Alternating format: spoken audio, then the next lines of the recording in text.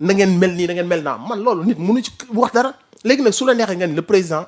dafa fàtte plan bi ci jeunes yi lu mel ne semaine nationale de la jeunesse waroon na cee dolli lii soo ñëwee nga def une contribution sénégalais yi patriotes yi sax dañu lay naw loolu la ñuy woowee une s'opposer parce que Ousmane Sonko noonu la doon opposé avec des idées di ñëw di teg lu leen stable mais yow tey leen ngay wax rek même bi ñu kii nu mu tudd bi ñu amee suñu coupe bi wala ñu am problème mu supporter bi gars yi dañuy ñëw au lieu que ñu nekk dans ce truc là ils essayent toujours de tirer le truc là c'est cette haine là nit ñi nag énergie bu négative boobu nekk ci nit mënul cee fan nit du def dul jéppi ci parce que da ngay tuuti ci ay bëtam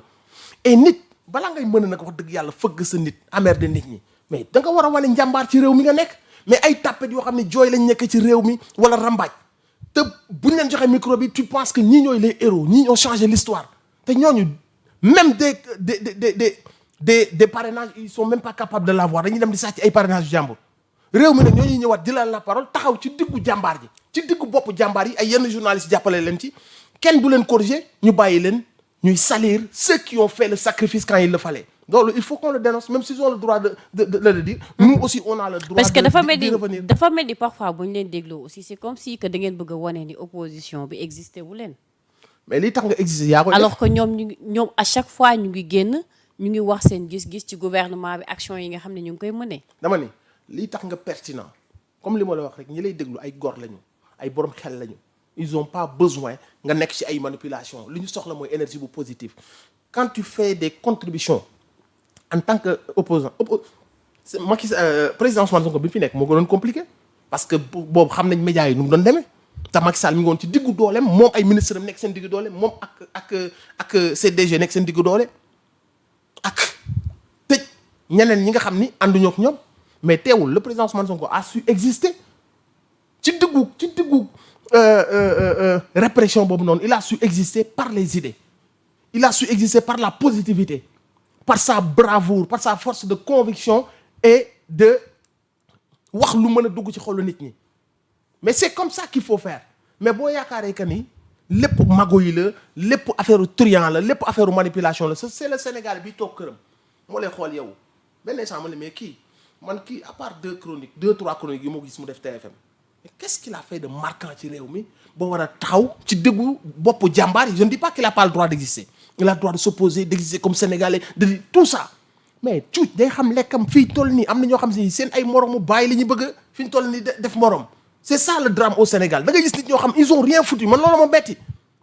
lekk lu ma seen sax mosuñu ko xeeñ ci seen àdduna bi muy metti ñu nekk ci diggu tooñ gi ci diggu ray gi ñoom ñu ngi naan waaw kay au moins dinañ am ku ñu fi jëleel Pastef ñoom c'était ça leur rêve dans tout ça ils disaient que ni quoi qu'il en soit am nañ ku ñu fi jëleel Pastef pour qu'on puisse nous exister ces gens-là n'ont rien de patriote c'est ça le problème du Sénégal. Et alors sànq wax nga ba tudd lu jëm ci wàllu homosexualité donc mu nekk benn dossier boo xam ne dafa nekk dossier bu faax par rapport ak actualité bi. alors bi ñu jàllalee projet de loi bi ba adopté ko à l'Assemblée nationale le président de la République son excellence monsieur Bassirou Diomaye Diakhar Faye mujj na ko promulguer ba ñu jàllale ko publier ko ci journal officiel du Sénégal d'abord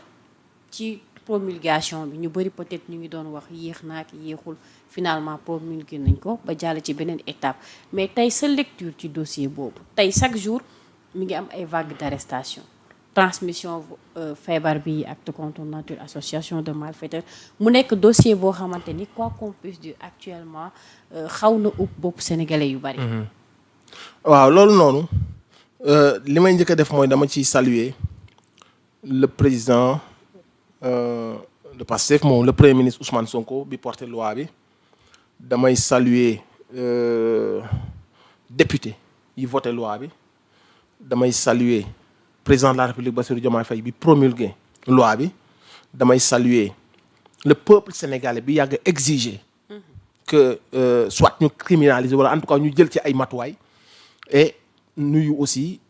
waa ànd sàmm jikko yi nga xamante si ni ñoom it ñoo nekk à l'origine même de cette loi parce que suñu réew la ñu nekk dañu am suñu ay ngëm-ngëm dañu am suñu ay réalité amul benn dëkk ci àdduna bu war a ñëw imposer ñu sa façon de vivre c'est sa culture seen ay mbiru bopp te ñun suñ ay dëkk ñu seen ay dëkk ñun amuñu fa baat boo wootee souveraineté da ngay nangoo voter des choses qui te ressemblent l'aspiration li peuple bi soxla il faut avoir du courage ñaata ñoo fi jaar kenn defu ko d'ailleurs dañ leen doon jox ay récépissé dégg nañ l'histoire bi ñu fi njëkkee jàpp papa Cheikh Diallo ñu yóbbu ko mu am sida mais c'est grave ki mu porté plainte moo ko wàll sida mais c'est extrêmement grave qu'un gouvernement soit au courant de ça bu xam ka ni en général le milieu des homosexuels ñëpp xam nañ que ni feebaru sida boobu dafa gaaw a wàll parce que suñ borom moo xam li tax mu tere ko tere nit ñi di sëy ci ginnaaw suñ borom xam na ñun xamuñu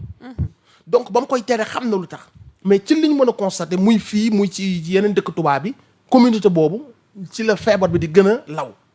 kon ñooñu xamoon nañ li xew tey jii nii képp ku sida ci diggante bi ñooñu ils sont quelque part coupables dans ça yëg nañ ko ñu oote ñu doon leen bàyyi ñu leen ni nekkoon ci dëkk bi di marié wu jouru gàmm ñu leen di jàppaat ñu leen doon bàyyi boo leen laajee ñu dem tënku ci loi boo xam si ni loi bu caduque boo xamante si ni leeralul dara ñoom def nañ fi plus de même ñi leen jiitu je parle même pas de 12 ans mais même ñi leen jiitu mais ñii fi jógee 12 ans tey jii nii lépp lu ñu dal ci homosexuels yi mais ñoom ñoo ko liggéey instant bi dañoo rek taal lamp yi bayal bi ñu doon bayal Macky Sall bi mu daan dem lan la doon wax dañu leen notre pays dafa dem sax ba naan doit mu ne va moo bu nekk day am sens am va progresser dans ce sujet dinañ ci màgg loolu la wax suñ dëkk duñ fa am problème en tout cas duñ ko am ak état mais loolu na son tëj na wax ci ça veut dire que ne maa leen jox récépissé ça veut dire que ne am nañ droit am association ça veut dire que ne bu ñu leen jàppee ñu xam lu tax ñu jàpp leen ñun état dañ leen di bàyyi moom il l'a dit publiquement ils n'ont pas arrêté ce problème là ba mu nekk phénomène xaalis bi di jaar ci dëkk bi di tuuru ay xale yoo xam se ils étaient même pas destinés fréquenter milieu yooyu ñu leen di appâter di leen jox xaalis ba xale yi dugg ci milieu yooyu noonu ñu leen di wàll seen feebar te état bi xamoon na que ni feebar bi mi ngi ci milieu boobu noonu ndax jàpp nañ ay nit yu bokk ci milieu boobu yu ko yor jëluñu si benn mesure ba noppi sax doon xas ñi jëloon loi bi waa ànd sàmm ji ko yóbbuwoon ko assemblée sax dañ leen xarab dàq leen malgré que xalif généraux yépp signé nañ mais kan ngay jox faute bi ku dul ñooñu mais tey jii nii bu ñu amee ñoo xam ne bi ñu nekk opposition ci lañ nekkoon ci tànk boobu ku mel ne président Ousmane Sonko bi muy nekk opposition li gënoon jafe affiché wu ci ay marches yu mel noonu kan moo doon ñëw ci ñoom kan ngay gis nii même opposition bi nga gis nii problème bi nangu wuñ cee wax Barthélémy Dias bu ñu ko laay bëgg dem lu grave la wax dani ñaari mag yu toog seen néeg mais de cette facette ku ne daa bëgg a jiite suñu réew laa lay wax de ñaari ponkal yu tëju seen néeg lu ñuy def xawma lan ak lan ñoom boo leen déggee ñu wax rek mooy nag ban côté politique lañ ci mën a am pour salir parce que dañoo war a criminaliser et il se contredit à la seconde après ñoom ñoo waxoon dañoo waroon criminaliser les littératures parce que loolu moo nekkoon promesse bi à la seconde d'après mu ne crime mooy li ngay def société bi mais ñaari ponkal yu tëju seen nekk yow on te parle d'un sujet boo xam ne sénégalais yi ça leur tient à cœur 99% des sénégalais c'est un sujet boo xam ne ñoom fii lañ ko teg seen bakkan yow ñu laaj la ci nga naan non ku tëju sa nekk d'autant plus que nee nañ la am na feebar boo xam si ñoom ñu ngi koy wàlle muy jël ay proportions yu inquiétantes et que des femmes yu seen yoon nekkul dans ça des enfants yu seen dara nekkul dans ça xam nga lan mooy naafeq ci àdduna gis nga nitu dëgg mooy lan nitu dëgg mooy ko xam tu es juste boo dee défendre dëgg ngay défendre gis nga nitu dëgg bu ñëwee nga laaj ko ay ñoom Pape Cheikh ñoom daal boo leen laaj daal ñoom ñëpp ay mbaam lañu il n'est pas méchant il est dans la vérité parce que xam nga boo yërëm kan nga yërëm toujours dans la vie yërëmal les victimes complexé ak doon nit ku bon ak kii defee yàlla weesuwul ñun la nit ki xamoon na ni daa sida mais mi ngi ko doon propager sa biir société non non je m'en fous j'aime le gars naa fekk nga xoolal sa bopp ci seetu à chaque fois yow bi dem xool xale bi yoonam nekkul dans tout ça ñu wàll ko jabar ji toogoon këram doon góorgóorlu fidèle à son mari ñu yóbbul ko jabar bi tas am beneen jëkkëram tooñ ko mu yóbbul ko beneen góor yow tu ne penses pas à ces gens tu es là à nous dire man j'aime bien cette personne yow naa fekk nga ñëpp ñi nekk ñi ci mer ak ñi ci wax des paroles yu dépassé toutes ces personnes pour man sont des gens bien parce que ñii ni dañuy yàq société ce sont des gens qui sont extrêmement méchants comment tu peux être conscient nga xam ku ma li Pape Cheikh Diallo sax lu mel noonu bu ko daloon dafa waroon nekk seen porte-étendard wala dara pour sensibiliser autour de ça mu leer ko ne yàlla sax mën na ko yërëm ëllëg ndax lii mu nekk koo xam mais yéen ngeen bokk ci mafia bi nga xamante si ni xale yi bëggul woon nekk góor jigéen sax yéen leen daan tegal 250 000 300 000 di leen xëcc di woote ay partout seen i kër ay ponkali magum góor ngeen di sëy seen biir di jël sida bi génn ko di ko yóbbu université ñii jël ko di ko yóbbu ci biir banlieue bi ñeneen ñi jël ko di ko yóbbu centre de transfusion sanguine ak faneen donc suñu amee des njiit yu xam suñu askan li ñu bëgg ñu am cette volonté ak fit bi de porter des lois comme ça qui répondent à l'attente à l'exigence du peuple da nga leen war a applaudir donc man damay applaudir le premier ministre mais damay applaudir le président bi promulguer loi bi ñoom ñaar ñëpp ay jàmbaar lañu defal nañ sénégalais yi loo xamante si nii pay gi sénégalais kenn mënu leen ko fay parce que li danger bi Sénégal doon dund kenn xamul woon ñii buñ noppi waale woon lii